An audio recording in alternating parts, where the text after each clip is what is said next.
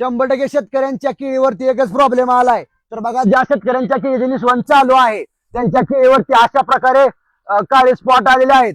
तर हे स्पॉट कोणता स्प्रे घेतल्यावर जातील त्यासाठी हा पूर्ण व्हिडिओ बघा. आपण काय करतो, आपण बड इंजेक्शन घेत नाहीत. जे शेतकरी बड इंजेक्शन घेत नाही त्यांच्या प्लॉटवरती तर 100% येणारच आहे. आणि किंवा बड इंजेक्शन न करता असेल तर तुम्हाला ऑप्शन काय आहे दुसरा बघा. तुम्हाला ज्यावेळेस तुमच्या झाडाचं कमल जे असतं ते जमिनीकडे तोंड केल्या उलगडायच्या आधी तुम्हाला स्प्रे घ्यावा लागणार आहे. तर त्या ठिकाणी तुम्हाला कीटकापासून संरक्षण भेटणार आहे. तर आता हे स्पॉट काय येतात बघा. आपल्या केळीमध्ये मच्छरचं प्रमाण जास्त असतं, त्यासोबतच ज्यावेळेस निस्वन चालू असते त्यावेळेस थ्रिप्सचा वगैरे दंश होतो, त्यावेळेस त्या ठिकाणी तो स्पॉट उमटला जातो.